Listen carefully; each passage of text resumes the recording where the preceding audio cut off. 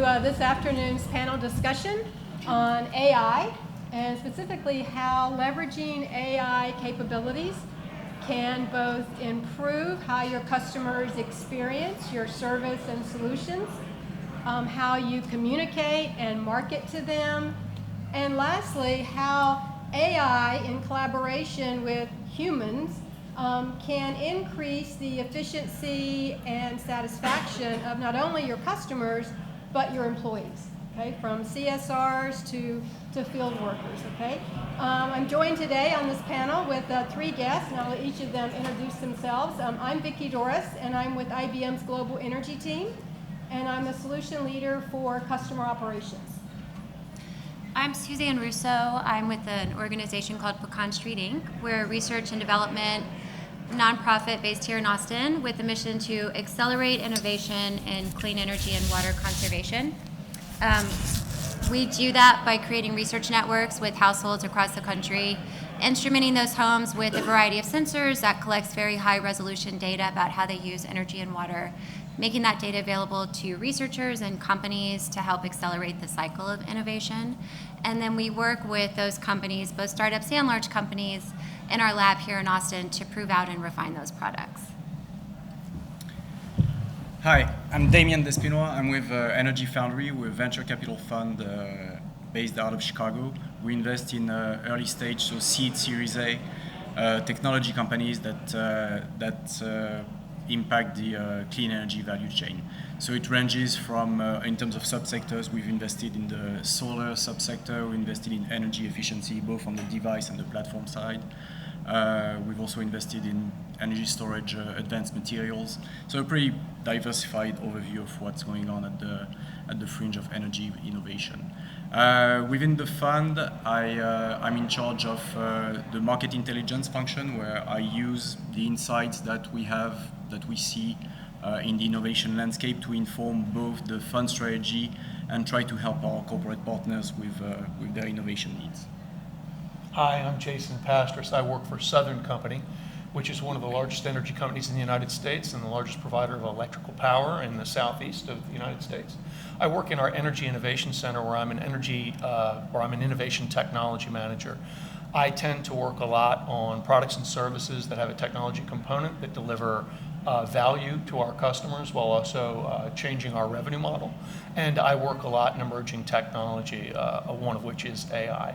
Thanks for joining us. Yeah, thank you.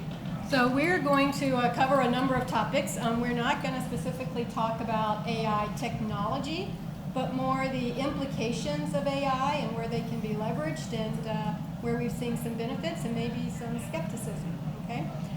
Jason, why don't we start with talking about where you see AI in utilities today? So I think it's important to note that at Southern Company, and we talk to peers about artificial intelligence as well, and there's a lot of debate among folks that are involved in AI initiatives or AI planning or AI strategy about, well, what is AI? You know, if you're doing RPA, is that AI? You know, does AI get positioned under enterprise analytics so that if you're doing certain kinds of enterprise analytics, you're doing AI, or is it the other way around? So what I find, though, is that most of the peers that we talk to are working in the very early stages of trying to establish provisional going-in strategies around AI and get organizational readiness. And that is definitely the case with us. We've worked with a variety of partners to develop strategy to help us start to respond to increasing needs in the organization around AI. At this time, other than some basic RPA, we're not seeing a lot of customer-focused requests around AI, but we expect that to change in a 3-year time frame. RPA? Robotic process automation. Sure. And yeah, and I guess, and Susan, from your perspective, especially in the areas of efficiency and increased renewables, what do you see happening with AI? Yeah, similarly, we're seeing more AI applications and more innovation in the AI space for utilities on the integration of distributed energy resources and grid services. So trying to do more to leverage the capabilities of smart meters and smart inverters, for example, to automate a DER's response to the grid conditions that it's already observing. So just trying to get more value out of the existing smart devices that are in the field for utilities or in the home and make those operate in a more automated and intelligent way rather than the development of AI technologies for customers. And a big reason, I think, one of the big reasons that I think the focus hasn't yet really been on AI for the customer experience is because the data to develop those accurate algorithms isn't really there in a robust way right now. And there's a lot of challenges with utilities being able to integrate their data sets with other third-party data resources in a public space so that innovative companies can utilize that information to start to develop those innovations.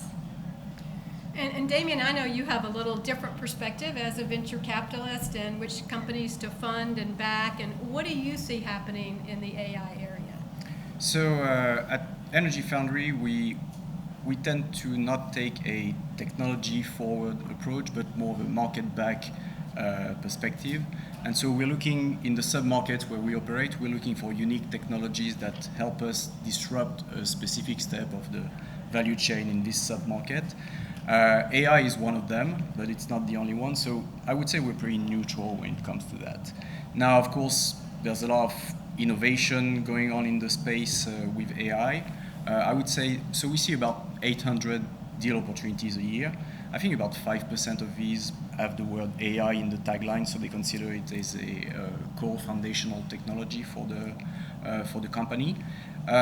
So we've invested in 16 companies so far, and I think only one of them actively leverages AI as a tool to deliver value to the customer. It's a company that does rooftop solar O&M, and the way they leverage AI is because there is data available on these rooftop solars, and they can do machine learning to do predictive maintenance analytics to avoid a truck roll that delivers value to them. So that's really the way we're thinking about AI. It's not a platform play for us. It's really working back from the market to solve a need. And in addition, they found another application for artificial intelligence, which is they also offer performance guarantee, and these predictive analytics algorithm help them price correctly how much premium they're going to charge to guarantee an output for the solar rooftop. And we can talk later about what we are not looking for in AI. Right, exactly. From my perspective in working with utility companies really around the globe, in the customer space, we do see, especially in highly competitive energy markets like in Europe and Australia and now emerging in Japan, that the customer area is one of the first places that they begin. And largely that's because being competitive, having solutions that are differentiated, that are highly personalized to help reduce churn, to help lower acquisition costs, and to increase the cross-sell and upsell of their additional services is sort of paramount to their success in business markets, models in those retail markets. And you see the same as you look across the other industries, such as banking and insurance and telco, where one of the first places they implement AI is in the customer space. So I fully expect in the North American utility market to see utilities follow the path of other industries and other utilities. When we think about getting to AI, as with many things, it's the data layer, followed by an expertise in analytics, followed by machine learning. Then on top of that, you layer AI, which really brings the kind of the human-like capabilities to the solution.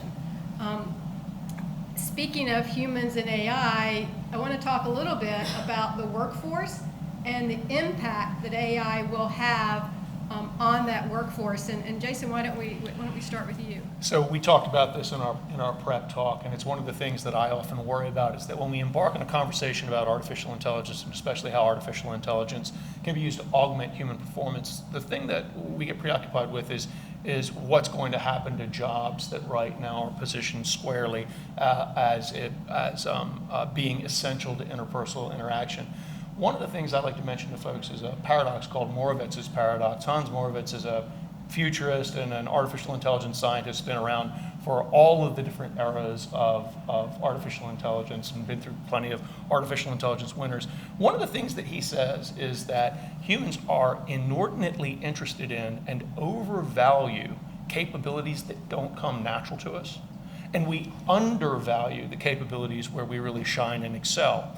And I think that what you're going to find, since implementation of artificial intelligence is not easy, it's not going to be a silver bullet. You've probably heard in the news about a variety of different initiatives from very tech-forward companies where they're implementing artificial intelligence and they still need thousands of human helpers to train algorithms. There's been some news about that in the coming weeks, or in the previous weeks. So I think what you're going to find is, as AI gets implemented, that instead of human beings being replaced in their roles, that their roles will change to more directly suit their strengths. So that's an important thing to understand. And I think that one of the opportunities on the customer side is going to be to keep things like the CSR, but find a way to take that role that's the CSR and augment it through technologies like RPA, chatbot, and predictive analytics, so that the CSR can do more and interface with more people in the same time scale.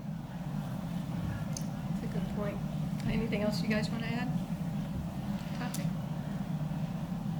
I think the next area that's really important and makes really both your algorithms and your AI models impactful to the customer is leveraging the data that's both internal to the utility, but also publicly available data. But in doing so, it brings up, all kind of questions about the intersection and the impacts of privacy and bias with that personal and kind of company data. And so maybe, Susan, we'll start with you on some of the dangers that you see there. Yeah, thanks. And before I dive into casting a black shadow over all of this, I did want to just say that I think there is enormous potential for AI to be applied to the customer experience with utilities, both the direct interaction that a customer has with their utility and all the indirect interactions like your reliability of service, cybersecurity, but specifically to the direct customer interaction piece. About a little bit less than 30% of households are signed up for e-billing with their utility.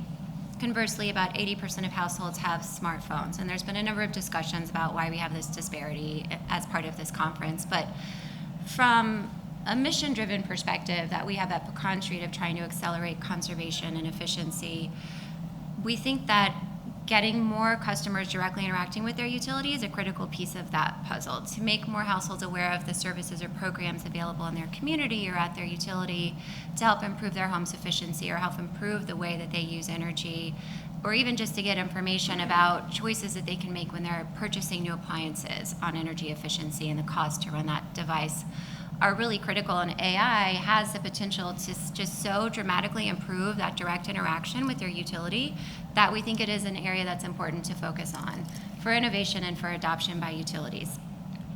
As I mentioned previously, one of the really big reasons why that's not happening, why the private sector and all of the innovation that's driven by our startup ecosystem in the United States isn't being focused around AI for that utility experience yet, is because of the lack of data access to private companies or to the public in general, because data is regulated within the utility sector, as it should be. This is really sensitive data that holds a lot of risks to households, especially when you start to combine it with other third-party sources of data that aren't regulated in the same way, because Google and Facebook, for example, don't have anywhere near the level of regulation around data that a utility does, and we're starting to see in the news a lot of the problems that are emerging from that. So that's one point, is that I believe there needs to be a really concerted and coordinated effort within the utility space to figure out what data can we make available to help drive forward innovation in the private sector around data for customer experience and for energy efficiency and clean energy. What should those standards be for customer data, and what can be shared and what can't be shared in a meaningful way? We talked a little bit in our prep talk about Green Button. That's a great idea. The implementation didn't work very well. It really didn't result in the kind of marketplace innovation and development that we were hoping for. Secondarily, once we do start to see AI applied to the customer experience for utilities, there are also a lot of unintended consequences that have started to emerge over the past few years when AI is applied in other sectors. Some examples of that have been reported on are Google's marketing algorithms tend to advertise high-paying jobs to men more often than women. There's unintended gender bias in those algorithms.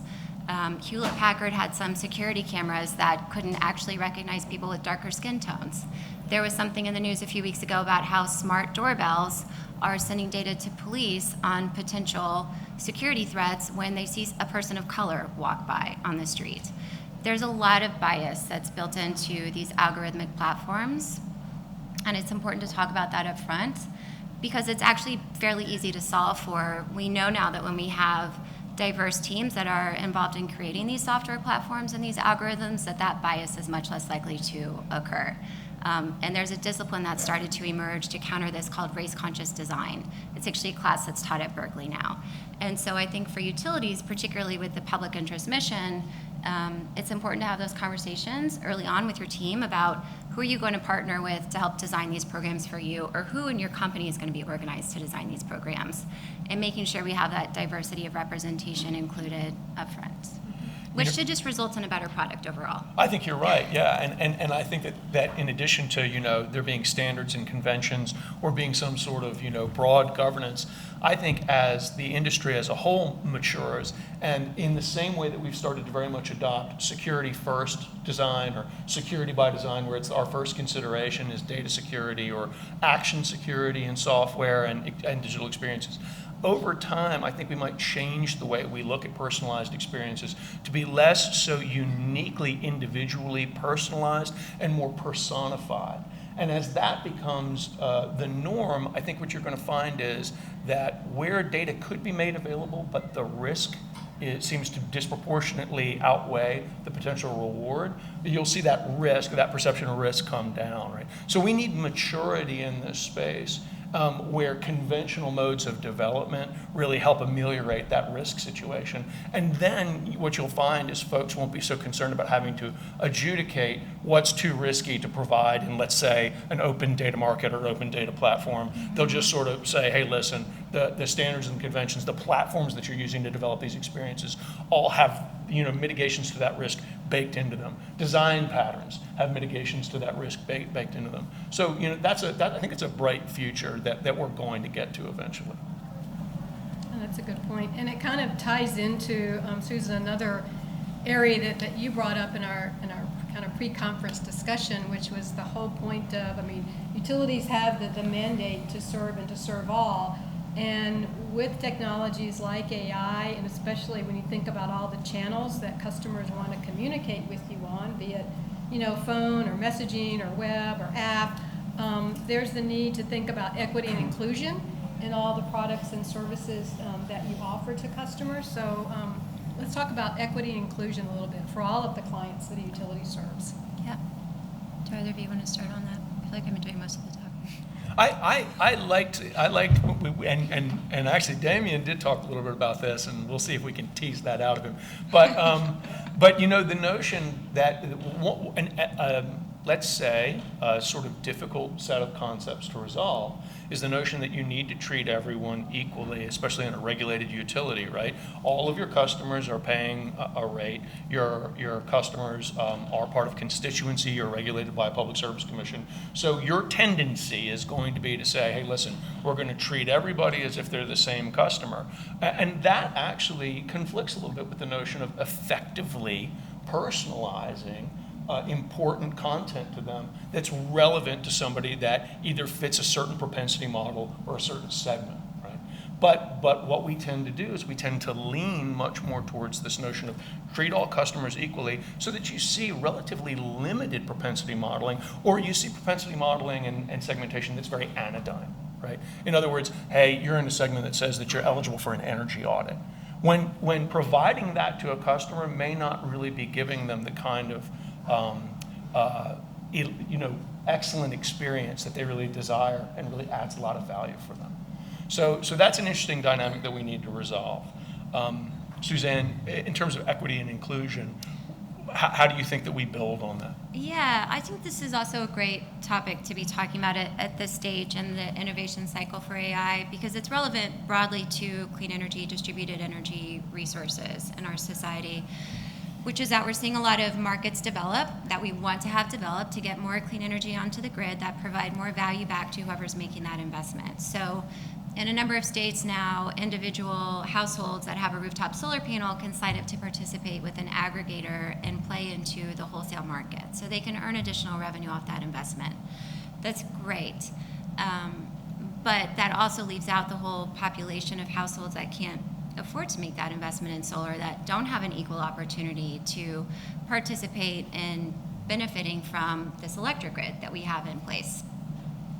And so AI, when we talk about that on the grid side, with being able to automate demand response or automate DER response to observed grid conditions, so that we can, again, the goal of that is to generate more value back to that household so that we can encourage more homes to participate in those services.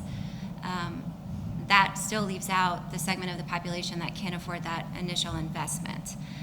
So you are excluding some people from the same opportunities, which Jason just talked about as being important, that other households are able to benefit from because we have this electric grid in place that broadly serves society. So one of the ways that we're trying to focus on applying AI to the electricity space is in ways that let those DERs provide broader value that should result in overall more affordable rates for all customers. I'm going to go back to the smart inverter example. Smart inverters already observe conditions from the grid on voltage, frequency, harmonics. Solar systems have the ability with smart inverters to then ramp up or down their production capacity to help meet those needs for the grid. So for example, you could aggregate a bunch of households with solar to provide ramping reserves back to your grid instead of using natural gas power plants, which is how it's currently done. Everybody gets cleaner air, but also that's cheaper for your utility than investing in maintaining or building new natural gas power plants. So everybody's rates should benefit from that. So we're really looking at what are those opportunities to optimize efficiency and affordability for the entire grid when we talk about what technologies should a utility be investing in when it comes to AI. I don't know if that loop made any sense. It makes total Okay. sense, and I think one of the biggest things to take away from that, or that I learned from that, right, is that in the same way that we see artificial intelligence really playing one of the greatest roles for us in looking at massive amounts of data and recognizing trends and patterns that we could not easily recognize, that can be applied most readily to operational efficiency. And operations is core to almost every utility that you're going to encounter unless they're a marketer, right? But if you're make, move, and sell, operations and core. So you're going to get that nice intersection, right, of, hey, listen, this is our core business, and so it is worth any investment we can make into it that can generate a real meaningful value. Artificial intelligence can identify trends that make us more efficient. That drops rates. That's good for everybody, right? That's what I take from that. That's fantastic.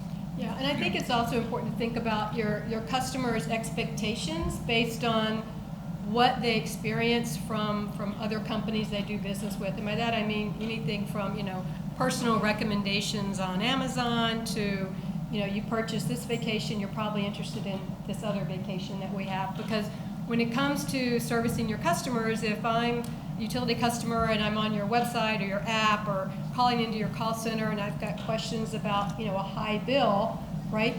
Then the system should be smart enough to begin making recommendations to me about things like budget billing or demand response or maybe looking at other rate plans that you offer. And that's not really, that's still serving everyone equally. You're just serving me much more personally, right? In a way that I feel like you really know me. And that's really what more and more customers expect now, is that you know me. You know my usage, you know my billing history, you know my payment history, right? And so take advantage of that information to make me offers and show me programs that are relevant.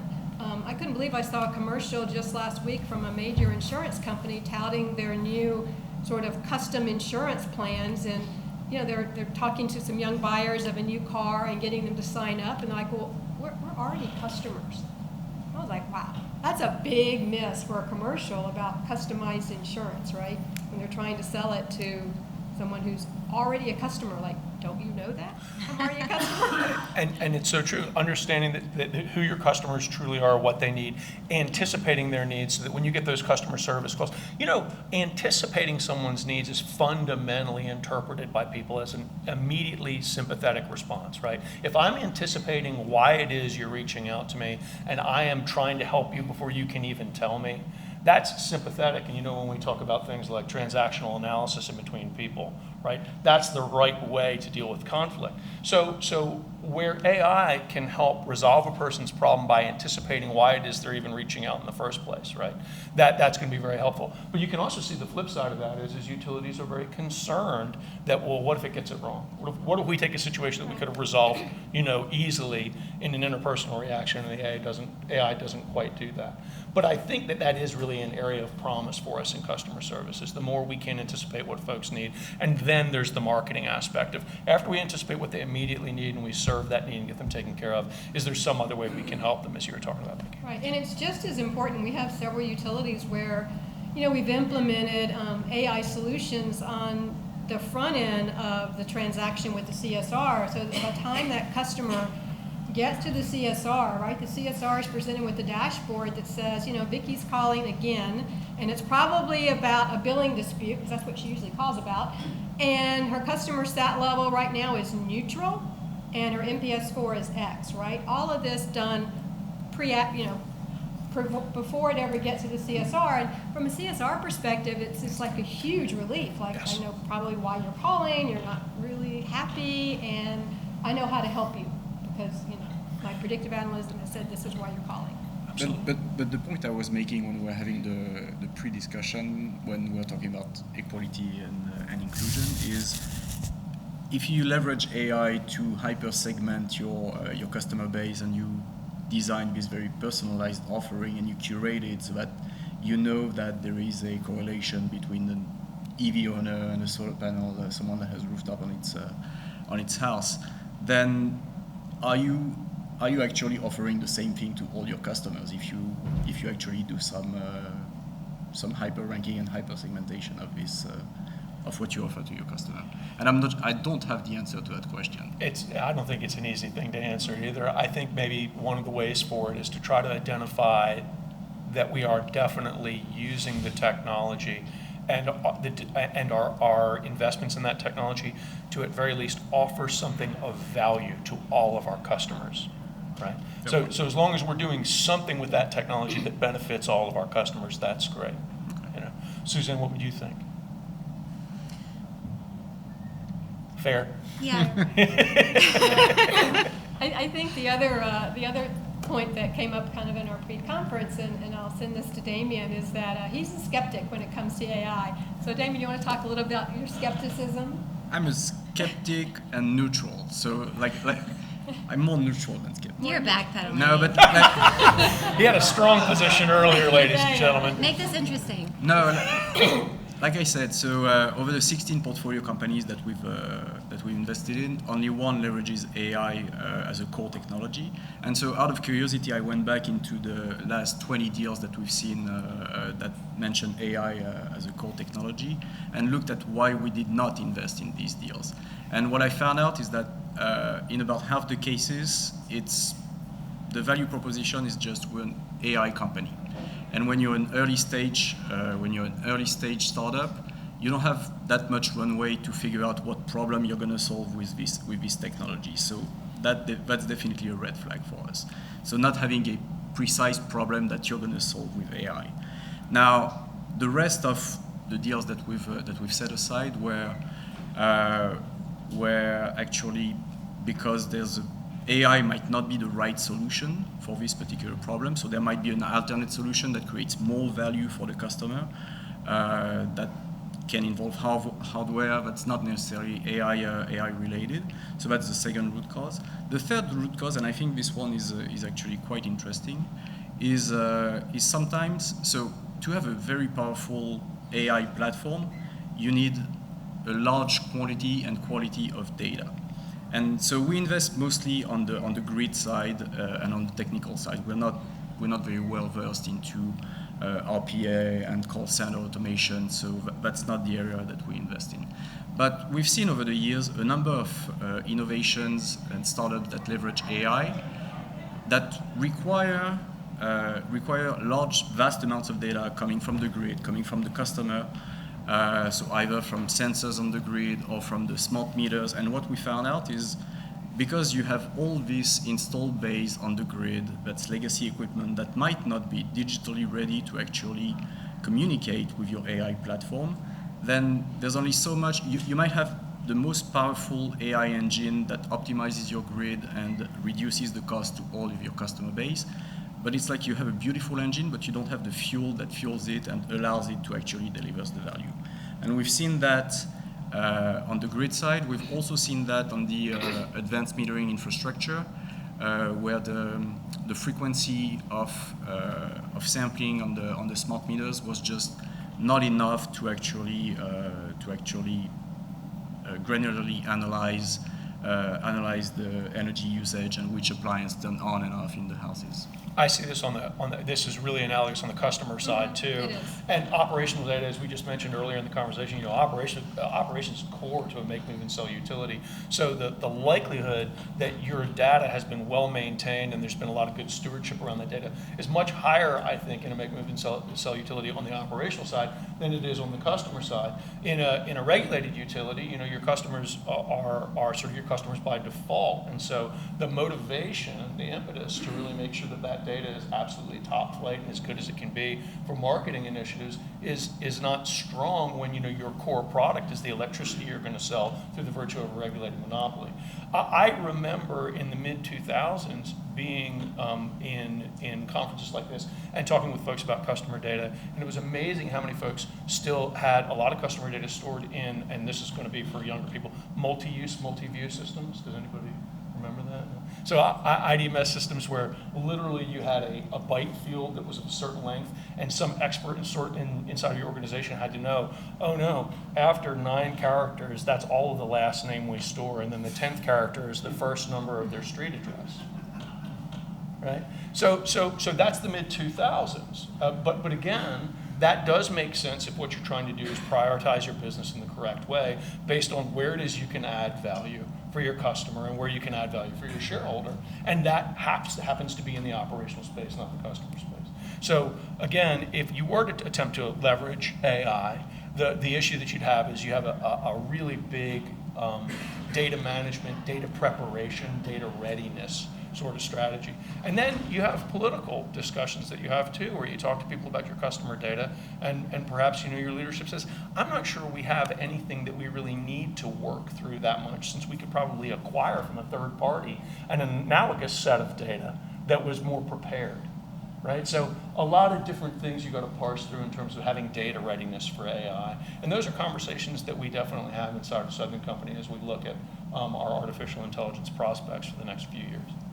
And keep in mind, as you implement at least customer-facing, AI solutions, especially with the advent of things like virtual agents and chatbots, that's another whole stream of customer interaction that you're going to want to store as part of that customer record. And many CRM systems are not really prepared to store that, so you have another store for that.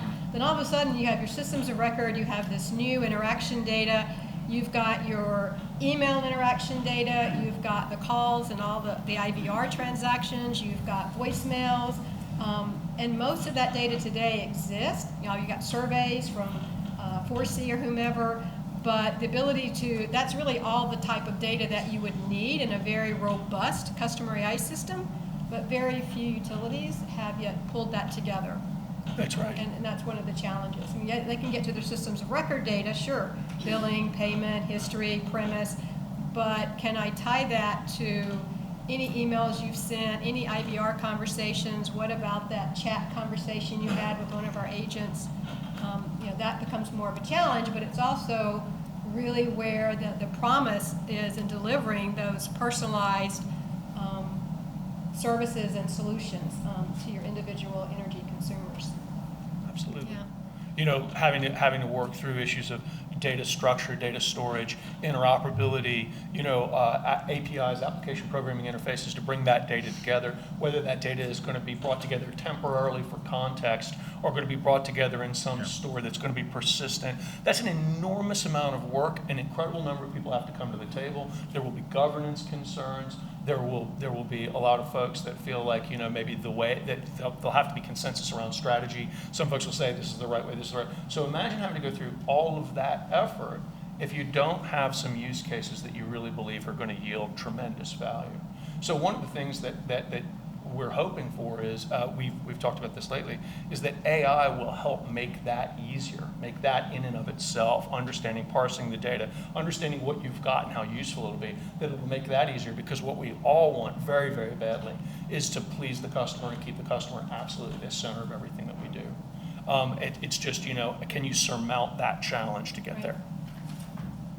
Yeah, and I guess you can say luckily, but within this industry, when you look at sort of the top reasons for a call into the call center or going to your app or going to the website, they kind of fall into a few kind of big buckets, right? It's billing and payment information, it's account management information, it's change of service, right?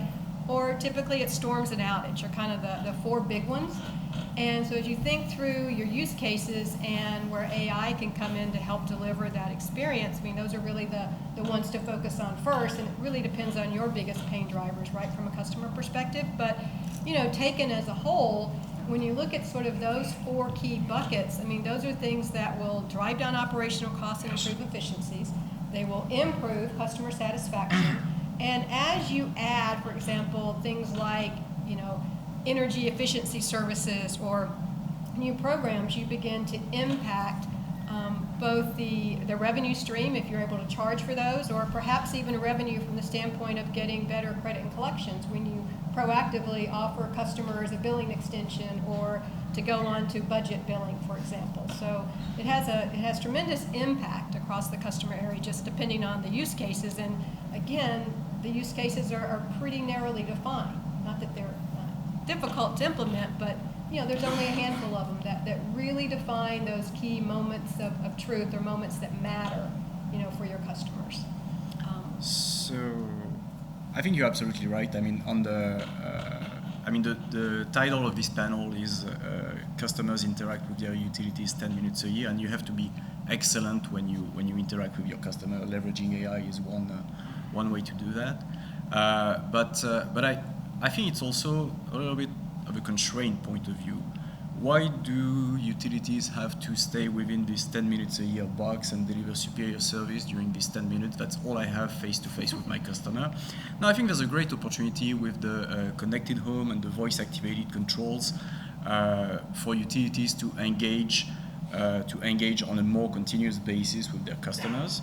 I don't think utilities will be able to take the place of the consumer tech companies and develop all the tech that they've already invested in, the smart speakers and these kind of technologies. However, I still think there's a place for utilities to deliver value to their customers by controlling, helping them save money on the demand response program, on energy efficiency, because one place where consumer tech giants are not very active is how to integrate the back of the house in the grid, and so that goes with connecting at the appliance level, connecting with the smart meter. All this is technically complicated, and I think the utilities do have a competitive advantage still in this particular aspect of the technology that they could leverage to actually not being pushed out of this customer relationship and this new tool that the smart home enables. I find that very reassuring. And I would add from a But public... I said yet. From a public benefit perspective, and we at Pecan Street have had this conversation a number of times with utilities and big tech companies, as who is going to own that space, that controlling of the smart home space and how that integrates in with your electric utility. Google's launched their Home Hub. They're trying to control that space. There's a few other big companies trying to control that space. But actually, every home in a utility that has smart meters has the same enabling technology already on that home. They have a smart meter that has a little computer in it that provides everybody with the same opportunity to participate in getting more value out of any smart device that might be in their household. So we think there's a lot of value in utilities really aggressively claiming that space. And also from a data privacy and security standpoint, again, any data that your utility has about you is regulated. There's so much risk and so many privacy concerns with that data and that real-time integration between what's happening in your household and an electric grid. So many security risks on both sides that are opened up when you start to join those technologies together in real time, that it's better, I think, for society, again, if that's controlled on the utility side. But I think we all famously know that utilities are a bit slower to innovate than the private sector when it comes to technology and data. So it is probably beneficial if there's also a public customer push on that side, which means that those of us in this sector that believe there's value in that for any variety of reasons, for utilities retaining more customers or being more competitive, because we think it can accelerate clean energy and energy efficiency, should, as a first step, really try to be articulating those value propositions so that the average household understands that. And I think secondarily, establishing these data standards across utilities and across any technology that's going to potentially interact with a smart meter, standards about how that interaction happens. Just as an example of what I'm talking about on that latter side, one of our smart meter partners has expressed frustration that a lot of the utilities they work with expect them to be able to interact with any smart device in a household. There are no standards about how smart thermostats, smart inverters, any smart appliance transmits data and what that API is structured like so that you can communicate with it. So for every single device that they have to control and integrate with, it's a custom API integration. Utilities should have the market power to force the industry to standardize so that this all becomes so much easier and more cost effective, and then we create more companies that can demonstrate value and a market opportunity in this space. So we continue just to grow that cycle of innovation and entrepreneurship around making our utility experience better and more affordable and cleaner. Well, we are about out of time, but if anyone has a question for any member of the panel, yeah, sure. So usually I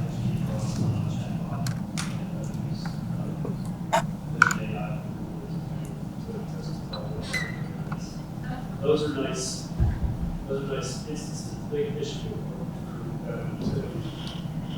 at some point you run a panel on these the customer service operators. So you do this all on the customer side, but the data has to be in some companies a 27-year-old utility. Exactly.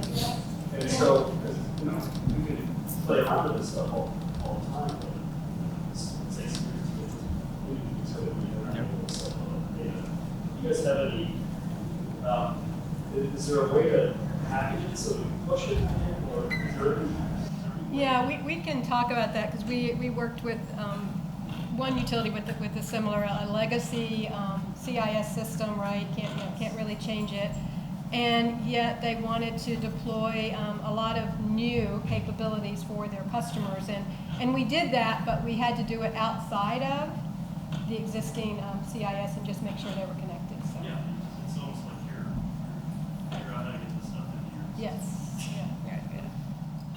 But don't underestimate incremental efforts like that to say, hey, listen, we're not going to go back and re-engineer the core system. We're going to add something on. I mean, if that helps move the ball forward and helps get you where you need to go, once you're showing value in these initiatives, it's much easier to sell everybody on that system upgrade or that change that can really allow you to get into a virtual cycle of doing more and more in the space, right? Get it out there, Yeah. make sure the customer likes it, Yeah, start building a system. totally. Well, thank you, and I was asked to remind you that there is a special guest speaker over at the ACL venue, and if you would head over there now. Kind of exciting, don't know who it is, but thank you. Thanks, guys. Thank you.